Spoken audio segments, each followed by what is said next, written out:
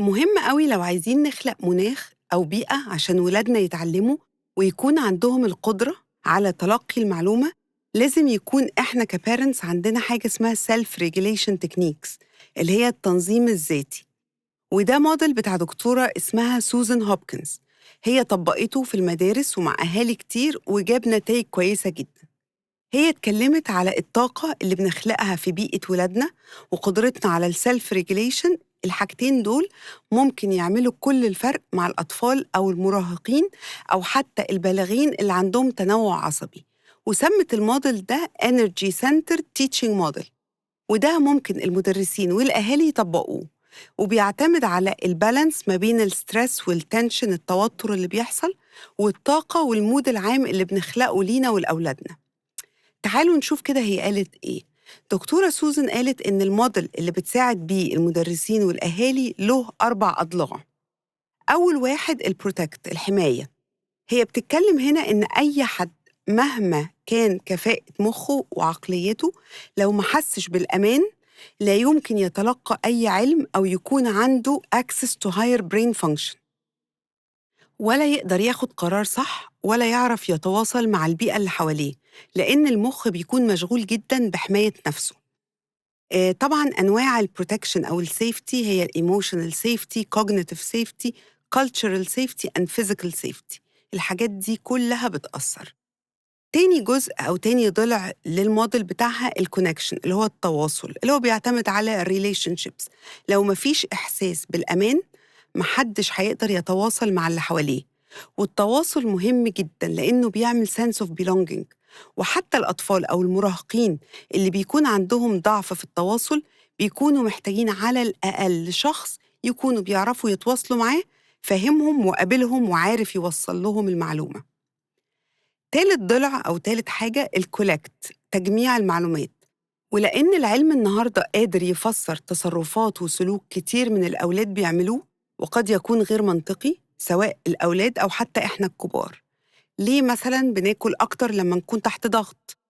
ليه بنهرب من مواجهة مواقف معينة بتعمل لنا تريجر لحاجة جوانا ومعكننا علينا حياتنا؟ ليه طفل مثلاً ممكن يبدأ يتصرف تصرفات غريبة ويبقى عنده سلوك غير مقبول وغير منطقي كل ما يتعرض لموقف معين؟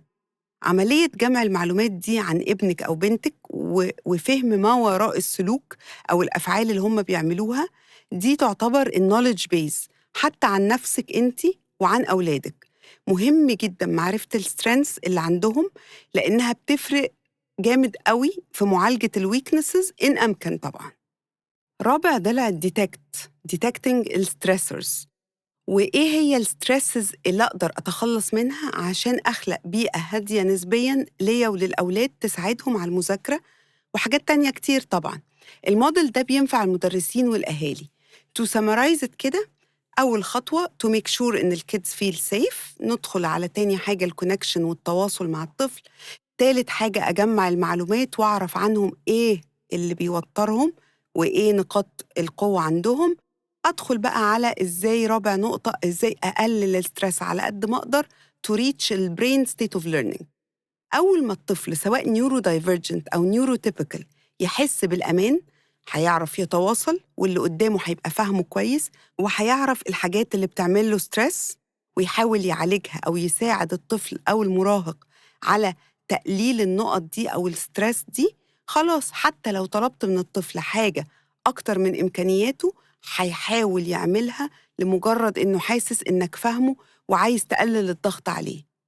المهم الساينس بيقول إيه، وده الشيء اللي دايماً لازم يكون في عقل كل أم وأب، إن مفيش مخ بيقدر يتعلم تحت ستريس.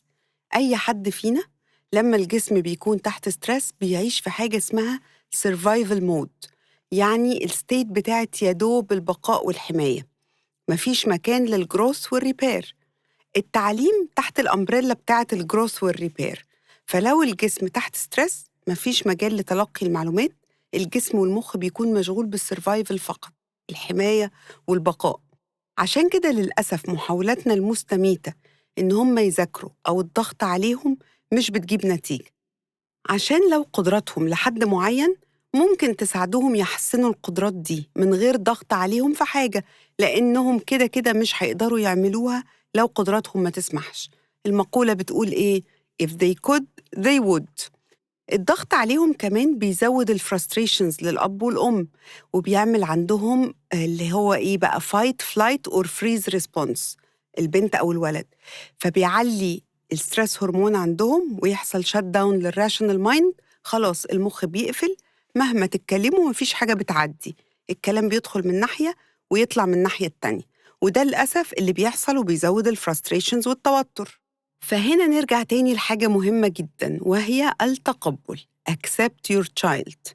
طبعا don't settle and give up خالص. انتم عارفين ده مش أنا ضد الاستسلام. حتى لو دكتور أو أخصائي قال كده، دوروا وشكوا وسيبوه على طول. الأمل في الله، ولحد آخر يوم من عمر الإنسان هيفضل يسعى عشان خاطر أولاده. ده اللي أمرنا بيه، وبس النتيجة دي مش في إيدينا خالص. وصراحة مش المفروض نشغل نفسنا بيها، لأن ساعات بتخلينا نيأس. لكن لو ركزنا وكان تركيزنا كله على السعي وإيه اللي ممكن نعمله في اللحظة دي بس، ربنا بيفتح طرق وسكك ما كانتش في الحسبان. وآخر حاجة، بليز وإحنا داخلين أهو بداية السنة الجديدة، ما تقارنوش أولادكم غير بنفسهم. مش مهم أخواتهم عاملين إيه، ولا ولاد عمهم ولا بنات خالتهم ولا أي حاجة. انسوا، مفيش حاجة اسمها كده.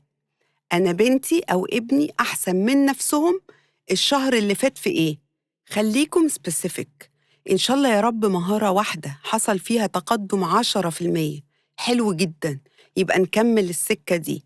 لو مفيش تقدم ندي فرصة ونراجع الميثود أو الأبروتش ونشوف محتاجين إعادة تقييم للموقف ولا إيه. المهم ما نبطلش محاولة وشغل مع الأولاد. وللحديث بقية إن شاء الله.